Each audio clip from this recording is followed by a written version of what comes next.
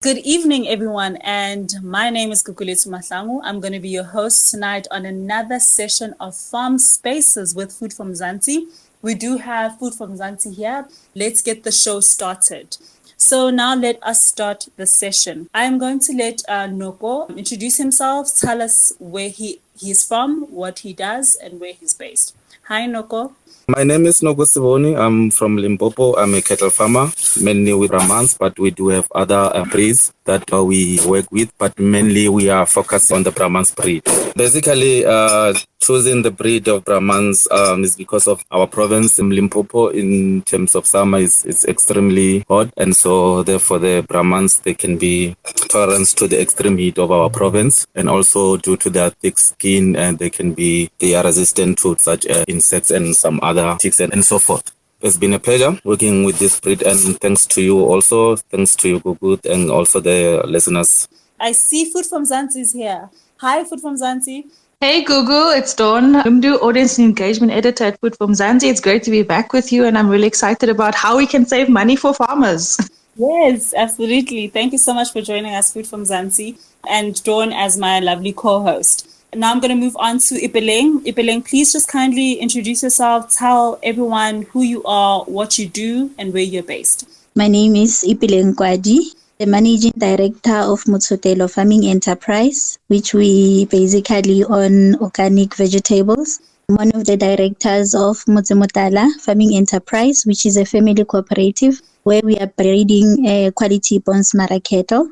I'm also on the mentorship program of food security pillar from the Office of the Premier in the Northwest Province. My everyday tasks include farm visits, going out there, working with the youth around Northwest, identifying their challenges and see how we can present them in the office of the MEC. In short, I love what I'm doing, traveling around South Africa, meeting new farmers with brilliant ideas, sharing topics. So yeah, basically I'm happy to be part of the panel this evening. Thank you so much, Ipeleng. Food from Zanzi, fire away. Maybe you guys can take up the session and ask our speakers any question. So I think maybe we could just start with step one. What are some of the practical ways farmers can save cost? What should they be thinking about? I think, Ipeleng, you are quoted in one of our articles that we did about this, basically focusing on reducing wastage. So maybe we can just kick off with that to start the conversation. I was featured on the article on the 24th of February 2021, which was written by Duncan Masiwa with the 10 tips to cut down on animal feeds. And if you can look at the article, there is a picture of pigs outside, which means when I asked him, why did you choose the pigs outside out of all the animals? He was like, the pigs consume a lot of feed. I was featured with other 7 farmers where we were sharing our tips on the management of reducing the cost of feed in our farms. First of all, I'm one of the pig farmers in the Northwest Province. Different experience to pig farming. You'll realize that pig farming is very expensive and pig farming needs a lot of management and a lot of attention. So there's a lot of mathematics in terms of the management of feed. A little bit background about my piggery program. In 2020, I started my piggery program. I was alone. I decided to buy 40 pigs, 40 sows and 5 bulls. And during the farming, I decided that there's a lot of management, there's a lot of money, it's costing me a lot. And the mistake that I've made was trying to save the costs by compromising my business. What I did, I approached my friends to come and invest in my piggery project. Those friends, they had no idea about farming. They were just ATM farmers. They would just pop out money and pay without wanting to find out what is really happening on the ground. So as the time goes on, the maintenance was very high and we had to compromise the health of our pigs. So at some point, there was an outbreak of pigs where all of the pigs had died. So at some point, I was forced to pay back my friends who invested on my business. So those are some of the things that we learn every day, that whenever you do a business, you need to put down everything on white paper, because in farming, there's a lot of risks. So yeah, I had to compromise my piggery project just trying to save the cost because they costed me a lot. That is one of the major problems that I've done. I did not do the research before I started my piggery program. So I'll try to highlight, especially on the article where Duncan featured me, where I was saying record animal feed use. and wastage. Noko, fire away. Okay, thanks. The experience that I have in terms of this topic of today, I'm a cattle breeder, so I'll be focusing mainly on cattle because that's what I breed with. So I don't have any experience with other things like chickens, your pigs and everything. So mainly I'll be focusing on the cattle. We feed less and we graze more. We save money by supplementing for value. Animal feed is very expensive and costs a lot of money. So supplementing is very vital in terms of development and for growth of your herd. As farmers, it is very important to have a supplement program. So therefore, our supplement program should be in line with our vaccination program. So that once you start supplementing, you must know when is the right time to supplement and what is it that you're going to use to supplement. And also you must make research of what are you going to supplement with. And therefore it's very important to keep the record of the growth of your herd, because you might find that within your herd of cattle, there are those that don't lose weight, don't lose conditioning. So you must always try to maintain your supplement on a low amount. I've been doing cattle farming for some years now. So mainly where I farm, we have cattle, we have grazing camps. So normally it doesn't give us stresses when coming to the feeding and supplementing stuff, because we normally rotate our cow within the grazing cattle. So we're working on 7 camps. We have 7 grazing camps. So we rotate the cows within the camps on a period of 3 months. So it doesn't give us that much stress, but I've been working with some other farms to help them with the supplementation issues, and also those that are farming on a communal land. So basically the experience that I saw, the things I saw happening with those that are farming on communal land is that the cows are roaming freely and they tend to take in things like your plastics and your cardboards, of which they play a very important role when trying to supplement, because you'll find that your cows are losing weight, the conditioning is bad in terms of giving birth. There are a lot of abortions, some of those cows that they are failing to pick up. So it's very important also on that. So I've been on a program. We managed to create from the area that I'm from. It's a rural area where all the cows that are just roaming around and that they're consuming a lot of things that are not good to their health. So I've been helping them in terms of the supplements, in terms of the vaccination program, because most of them, they were using chicken litters. So I've been giving advices to them. And chicken litters, yes, they're good for health, but they must keep in mind with the vaccination program that I've given them, that they should look into the botulism. They must vaccinate with Bujovex 2 to 3 weeks before they will start to supplement.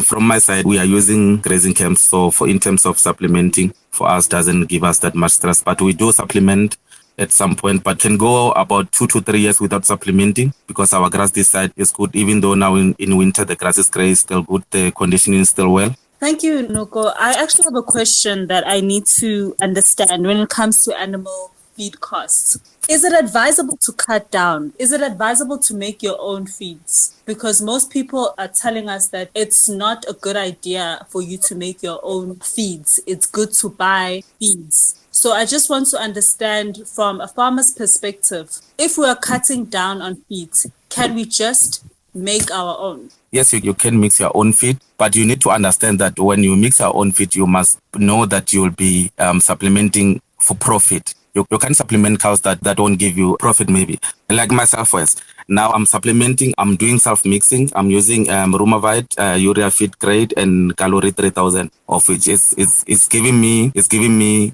good conditioning. It's giving me results in terms of milk production. Those that gave birth in about 2 to 3 weeks ago, in terms of milk production, they're giving me results on that. So I would say it's good, but you need to understand what kind of product are you going to use, and you must also understand that when you feed. Okay, most of our farmers, what we're failing to do, we are failing to understand that even in our grazing camp, you need to walk around the camps to see how the cows graze, where do they graze, where do they start on the grazing camps, what types of grass do you have. Once the cows are going out for grazing, they eat less. They're depending on you to give them more. So what you must try is to make them eat more and give them less. Thank you so much, Noko, for all of your feedback. You've given us lots of practical advice. Ipeleng, in the article on Food from Mzansi, you also highlight the importance of record keeping. I'm not sure if you mentioned this in your introductory comments, but how important in this, especially when it comes to feeding animals and making sure that whatever you eat, you actually keep very good record of it.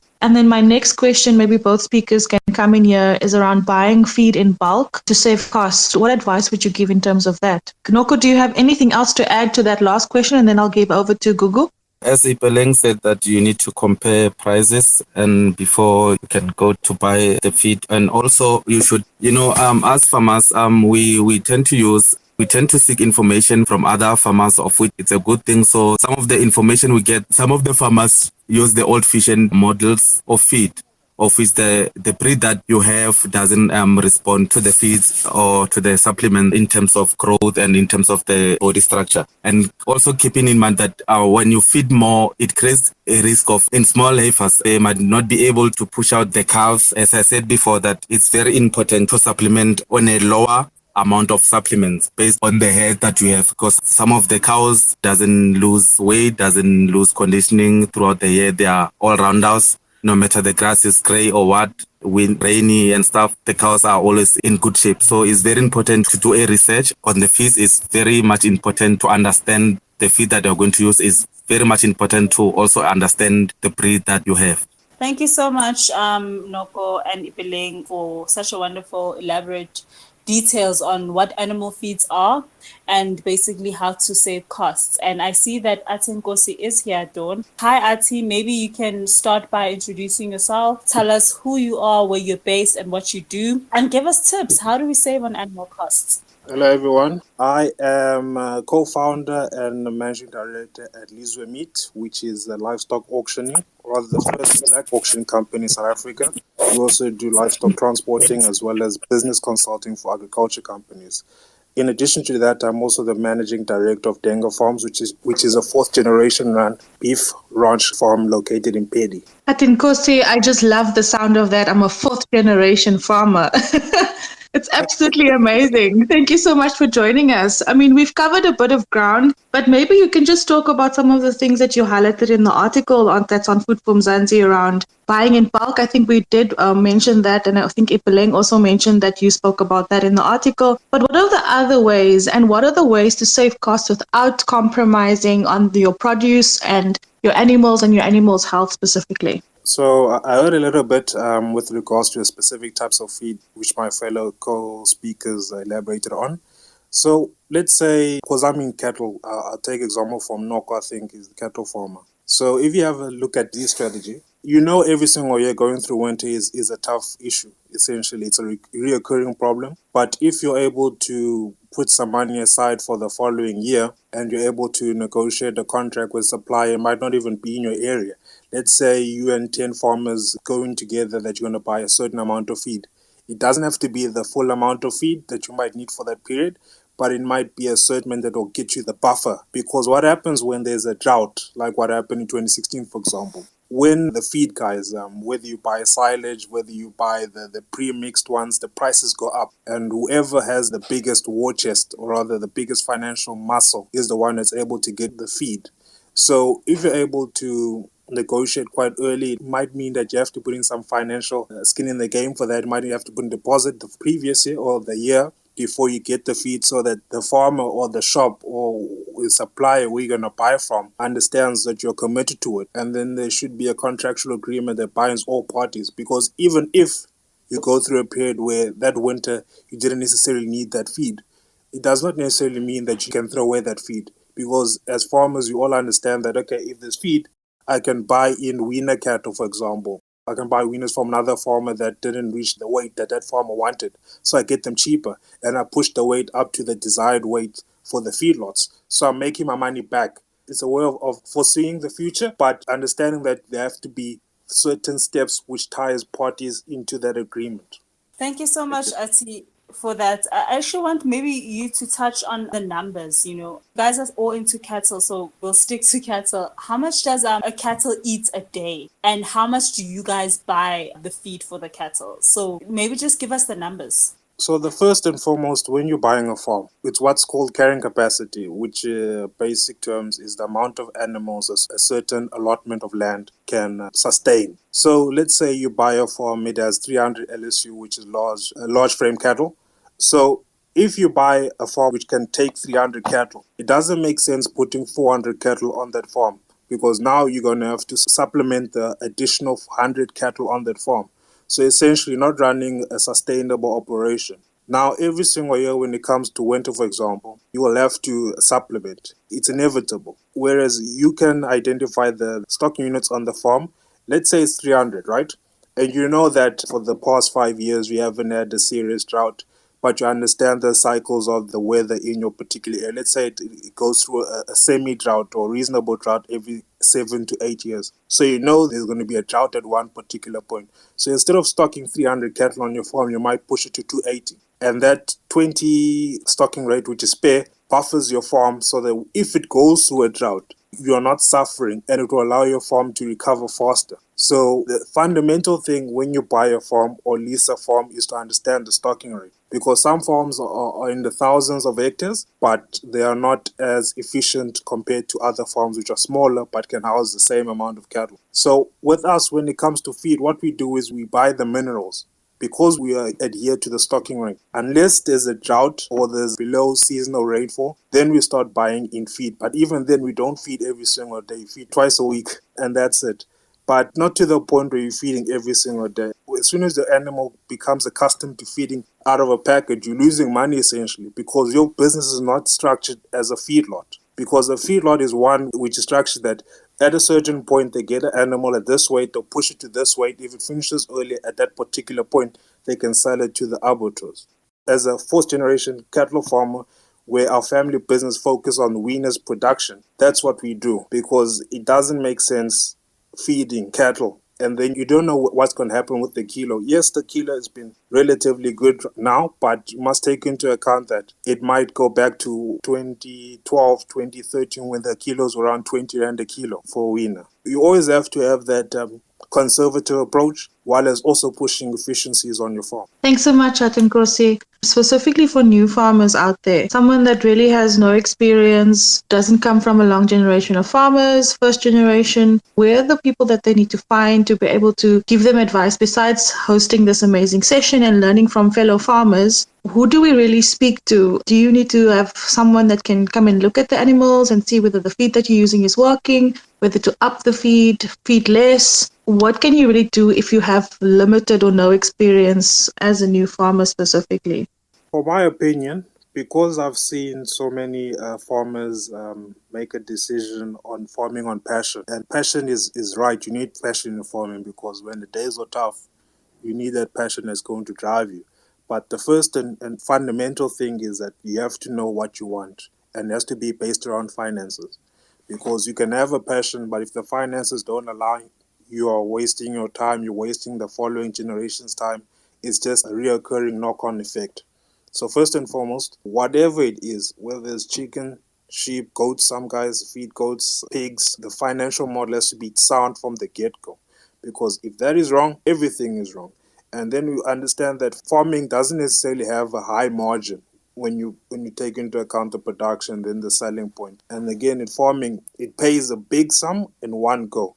And you have to take that money and spread it across 12 months in some cases. In some cases, it's 18 months, for example. So the financial model has to be done. And what we do at Leisure Meat, we have a consulting section where we help farmers who want to restructure their current family businesses, their private companies, so that in the event that, I don't know what happens, maybe the father passes away, the main driving force of the business passes away, the farm or the business is structured in such a case that it's actually an offensive model because it allows for situations like that happen. Because as me, myself, I don't know what's going to happen tomorrow. Most farmers don't know what's going to happen tomorrow. You don't even know whether the next generation is going to take over. In any case, whenever the next generation takes over, there's always a dip in the family-run organization or the business as such. But if it's structured from the get-go and and everybody's clear about what the structure is and everyone's clear about this is a profit organization, everything from there's a golden thread which flows all the way through production.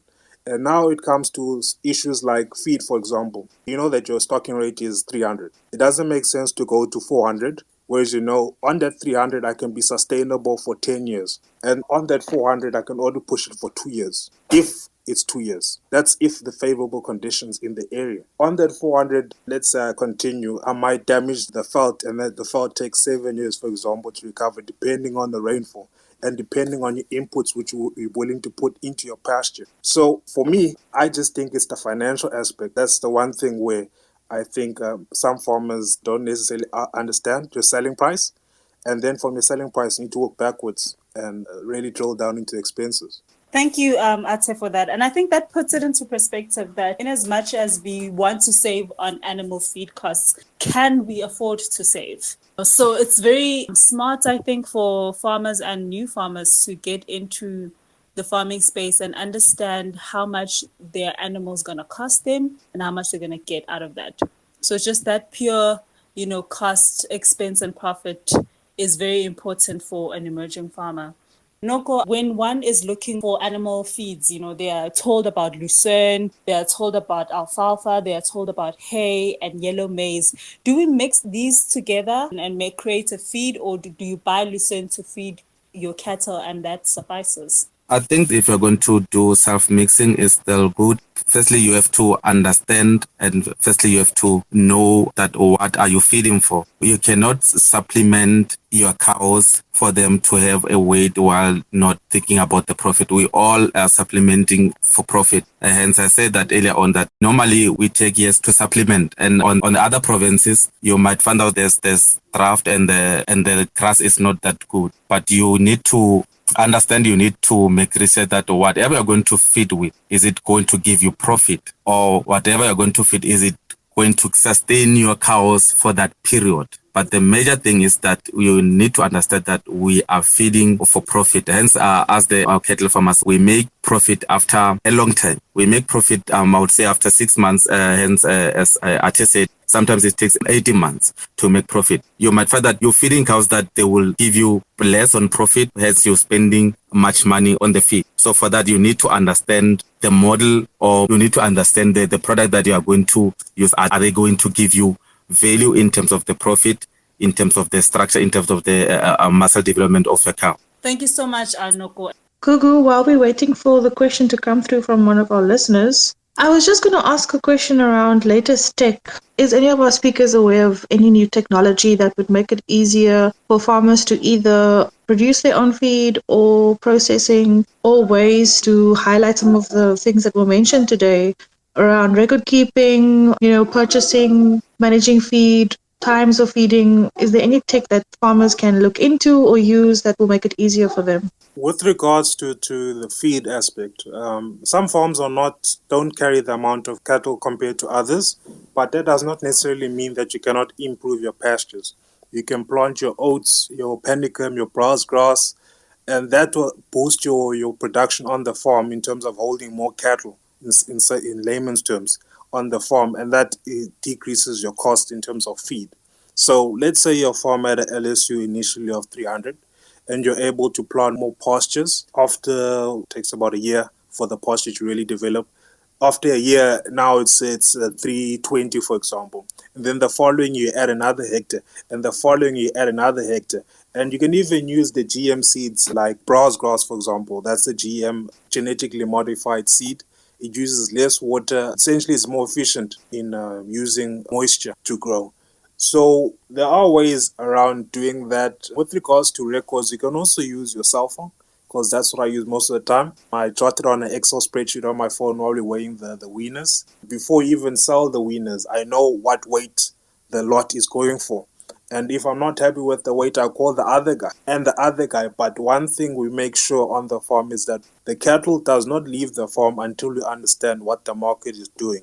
And with regards to cattle, everything is tied to maize. When maize goes up, it links the price of the kilo for beef specifically.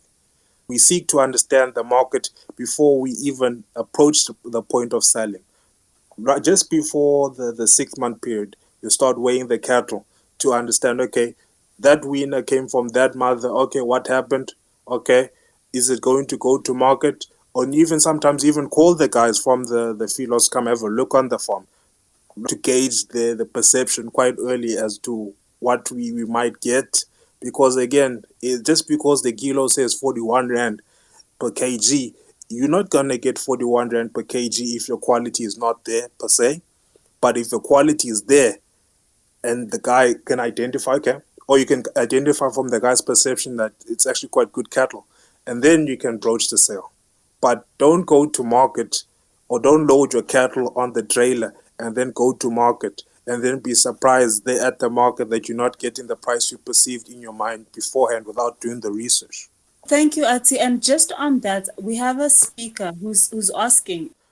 The speaker's name is Timbiso. He wants to know, can supplementary growth hormones assist in saving these feed costs and maximize the growth, especially when we're speaking about feedlotting? One thing I understand from the feedlots, I don't understand the full value chain from their perspective, but from our perspective, what they expect from us is first and foremost is a weaner which is able to have a high daily, average daily gain, and it has to be naturally polled, meaning it must not have horns, and it must preferably be a size 7 frame animal. Those are your bigger animals, the ones that pack meat. So with regards to your supplementary hormones, I'm not mistaken, that side, I know that they use antibiotics. I'm not sure whether they use growth hormones on the likes. I understand from my aspect. In the future, hopefully we'll move towards the feedlot aspect, but that's quite expensive procedure. Books, can I add something on the South African Farmers Table advises farmers to stock winter feeds during the summer month in bulk and stock summer feeds during the winter month in bulk. That's the time when animal feed prices have usually declined. It's like when you buy a jersey in winter, at that time it will obviously be expensive because it is desperately needed for that cold season. So you'd rather buy the jersey in summer because it will be cheaper. The same goes with the feeds. That's a very interesting point, Ipeleng, because that's also why I shop for my clothes. But just generally speaking, in terms of storage, like what should farmers be aware of in terms of storing their feed, where they should store it? What are some of the risks involved, whether it's theft? I'm not sure what are some of the issues that farmers deal with in terms of storing feed and making sure that it is still sound for the animals to eat. And if you're buying in bulk or if you're buying in season feed for winter in summer and summer in winter, what are some of the things you need to keep in mind? We plan our feed. So in winter, we know that I have to sit down and draw the winter plan for supplementing our cattle. So I know in the Northwest Province in winter, our grass is very dry and we need to supplement our cows so that they don't lose weight. So some of the protein leaks are some of the things that we normally buy in bulk during summer. So what are the animal feeds that give animals fats, if I can say that? Just to make sure that we're on the same page, so you're trying to say what type of feeds are used for finishing an animal for market, essentially? Well, essentially, what kind of feeds give the animals the weight, make them pack up weight faster, essentially for the markets? I don't want to plug in the guys that produce the feed, or rather the mixers of the feed, but you can go to any of them. Most of them, they stock the same mixes, although they might brand it as their own mix, but essentially it's the same thing when you go into the nitty-gritties of what's in the growth or feed mixture. But for me, with regards to cattle, goats, and the sheep, the grass is the best because it's the cheapest, and when there's excess of it on the farm, you bale it and you store it. You can either store it under a closed shed or open shed, which is as the roof, and the sides are open. And with regards to the supplement leaks, you can also store it on the shed with either a closed one or open air one. But what is essential with the leaks, you need to store it on the pallet so that the moisture doesn't get into it. As Ante said that to us, the cattle farmers, the grass is very important, yes. And I'm going to touch on what Ipeleng said on the self-mixing. And I said that you must understand the product that you are going to use. Some of the self-mixing products are very toxic. You need to understand that the product that you're going to use, is it good for body conditioning? Is it good for growth? Is it good for milk production in terms of those that gave birth?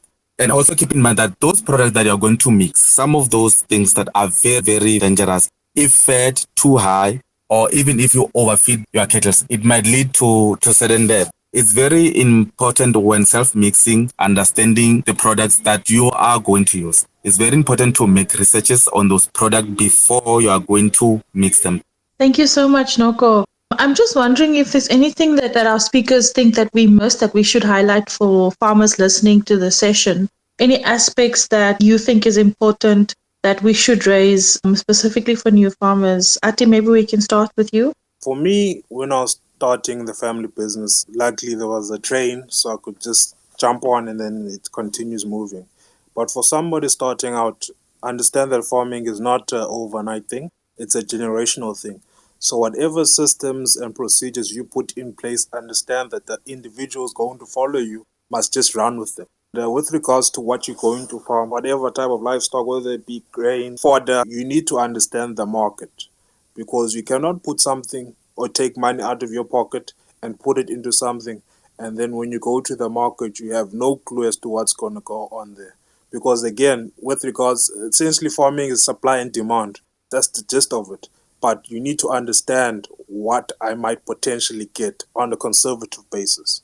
It doesn't mean, let's say the kilo this week is 40, it's 41 rand, for example, for winners. So the kilo is 41 rand for winners. I cannot base my calculation on 41 rand. I must be conservative at best, so that whatever happens in the market, I know that I'm pushing for a conservative price, let's say 32 rand, which is grossly conservative. But for the calculation itself, to make sure that every input I put into the animals, it is profitable at 32 rand should the market turn or go back to what it was previously. On my DMs, there is one from Rural Farmer. He wants to know from you, Ipiling, how much you expect per kg at an abattoir. Okay, depending on your business model, pig farmers, there are some who decides to sell the winners, and my weight is at least 70 kg with good genetics. So yeah, I sell 70 kg winners, and yeah, I think I've responded to the questions. And the other thing that I wanted to add on when Don was said, what is it that we can say to the farmers out there, is that they must have a market in place. Search and secure a market before starting with pig production to ensure that pigs are not kept longer than intended. This will help the farmer avoid spending more on feed and other inputs. And this will also ensure that production flows and that the animals is fed following the requirements, weight gain, fat content, age, and others of the target market. Gabelo wants to know, if this wasn't covered, what can I feed? Preferably his own. He's 5-month pigs for mostly meat market. So he wants to make his own feed. So what can he feed his 5-month pigs for meat market? Processing, like I've highlighted, that starting to grow your own feed. Farmers need really to plant crops that supplement the animal feed. And with additional land, they can plant lucerne, oats, and maize crops to supplement their animal feed.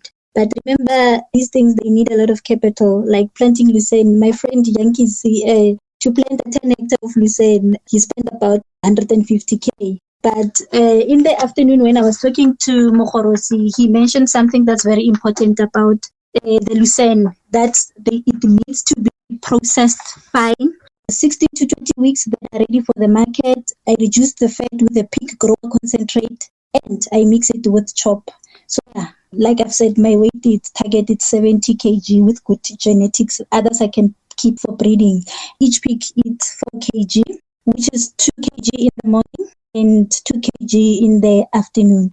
Then if they would still like to know more on the pig farming and the measurements of feed and everything, I can be able to share later on the DMs. Ipileng, Noko, and Ate, I think maybe I'm sensing an opportunity here. So can farmers maybe just grow their own animal feeds? And can they look at maybe selling animal feeds, utilizing their land to sell and even export? Because I'm just thinking of ways of how we can cut down on animal feed costs. Can we also maybe just start our own animal feeds? Because clearly you farmers are buying cattle feed or livestock feed at a very exorbitant price. So why aren't you guys growing feed and just making sure that you sell it to your farmer next door? A very interesting question, Cooks. With cattle farm, it's understandable that we release the cattle during the day, they graze and they come back, we just supplement them. But with pigs, make sure that you stick to the criteria of the weight of the pigs. It's a good opportunity for this, especially if you can look at the prices of sunflower right now on the market. It's doing very well. We need to produce our own feed. We need to start outsourcing feed as farmers because it is very expensive. Thank you so much, Ipiling, for that. And I guess, guys, Ipiling is reiterating what we always say. Farmers need to work together. I don't know why it's a bit challenging and difficult for farmers to do so, because the benefits are, immense. If you can grow lucerne and supply it to the cattle farmers nearby,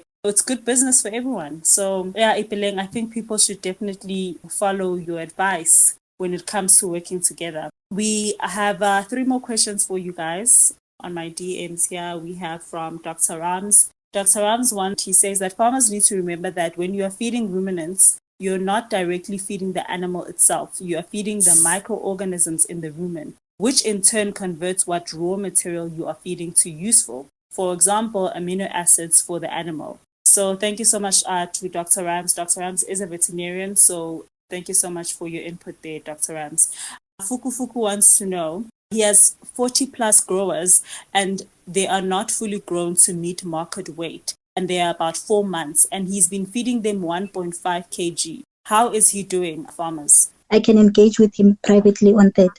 Thank you so much. Thanks so much, Gugu. I don't know if you have one last question. I also just wanted to maybe hear from Noko for his last points around animal feed and cost as we wrap up, maybe. I'm on cattle farming, so I'm just going to give a comment regarding cattle. So, and Auntie Kosi said that to us, grass is very important. And when you lease a farm or when you're getting into a farm, firstly, you must be able to understand, or maybe you must know the carrying capacity of the farm. So if the farm carries 200 cattle, as he said, if you're putting more of those cattle, then meaning that your production is going to be less, then you're going to spend more money when in terms of supplementing and feed. To my experience on that, we are using a lot of camps. So we rotate the cows within the camps. If I could just give an example in numbers. So our farm carries like 250 cattle. So in other farm we have 150. Then on the other farm it carries 300 cattle. Then on the other farm we have 200 cattle.